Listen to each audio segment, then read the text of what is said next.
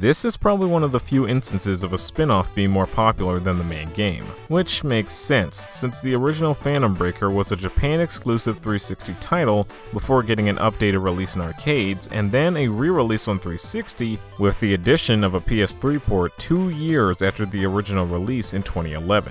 Meanwhile, Phantom Breaker Battlegrounds came out worldwide on XBLA and was eventually ported to the Vita and PC and given updated re-releases on PS4 and Switch known as Phantom Breaker Battlegrounds Overdrive. I'll be looking at the Switch version, as it's the most recent version, has additional content that the other versions didn't get, and it has the 2 DLC characters, Kurisu Mikase from Steins Gate and Frau from Robotics Notes already in the game. So, let's begin talking about another beat 'em up, because apparently I needed to talk about 6 of them this year.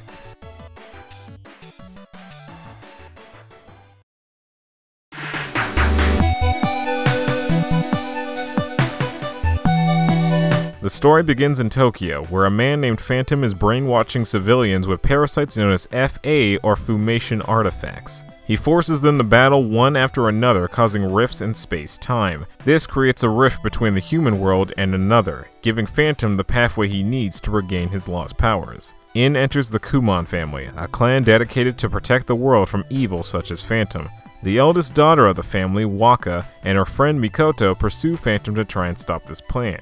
But Phantom manages to escape, kidnapping Waka's younger sister Nagi in the process. This is when Itsuki, a maid and self-proclaimed ally of justice, and Yuzuha, a ninja undeterred by Phantom's influence, decide to aid Waka and Mikoto on their journey across multiple realities to defeat Phantom and his goons and save Nagi.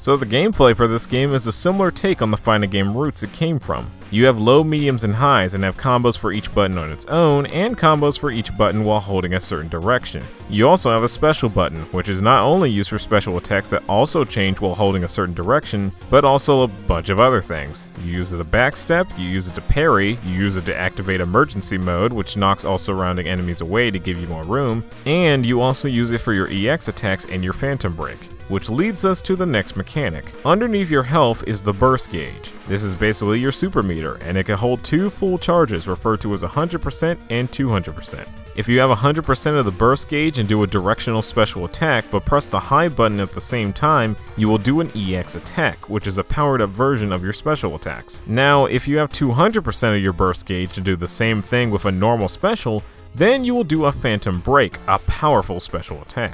Besides that, your burst gauge can also be used for an outrange attack, an attack that sends out homing energy blasts, Overdrive, a powered up state where for most of the characters time moves slower as you move at a faster speed, Counterburst, which allows you to attack while enduring the attacks of an enemy, and finally Critical Burst, a powered up version of Counterburst that releases an unblockable attack. And that's not all, there's also throw dodging, guard cancelling, a mechanic called Slipped Shift where if you press the directional button before an enemy attacks, the attack will be nullified. There's a lot of mechanics to this game. And I know I'm probably not explaining them all well, but luckily there's a how to play section with 25 pages detailing all the mechanics in place. Now, on the actual game front, it's a 2D beat 'em up where you beat up enemies and move on from section to section until you beat a boss and move on to the next stage. Defeated enemies drop coins, which just add to your score, and red gems that act as experience points. New to the Switch version is items. These draw from defeated bosses, and these can either change the element of your outrange attack, or they can give you buffs like increased attack, defense, and speed,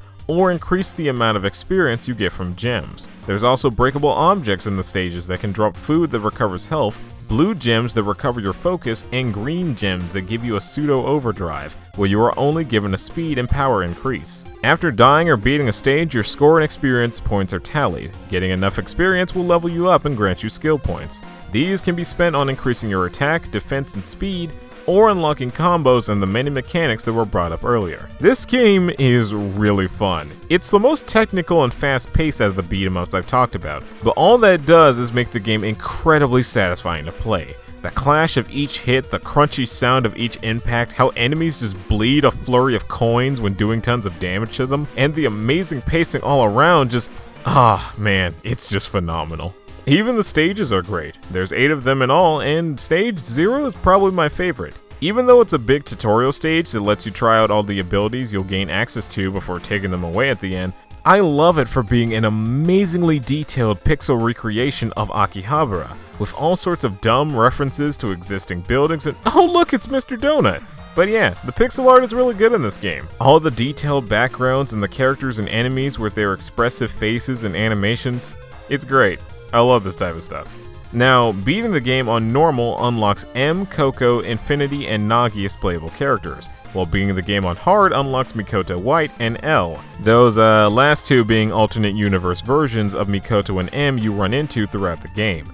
And they unfortunately only have slight differences compared to their normal counterparts. Lastly, there's the other modes. Arcade mode, which is a combination of score attack and time attack, where you play through the game without any story dialogue or story events. Co-op, which is self-explanatory, and Battleground mode, where this game decides it can still be a fighting game even in spin-off form. Those last two modes are local only on Switch, so if you want to play online with friends, you should get the older versions instead.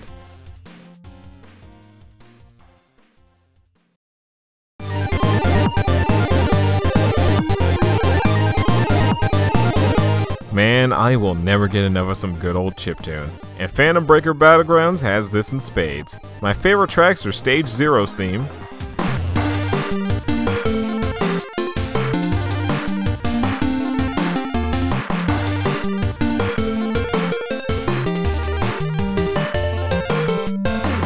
Coco's boss theme,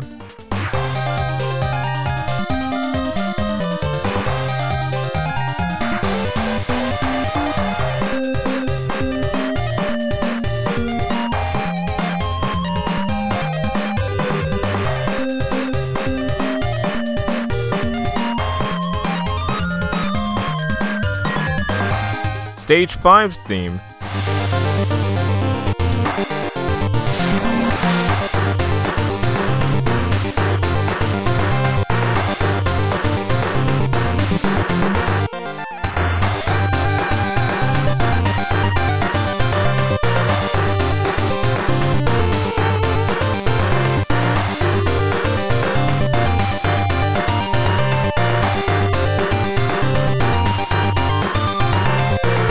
and I really dig the 8-bit rendition of Gate of Steiner.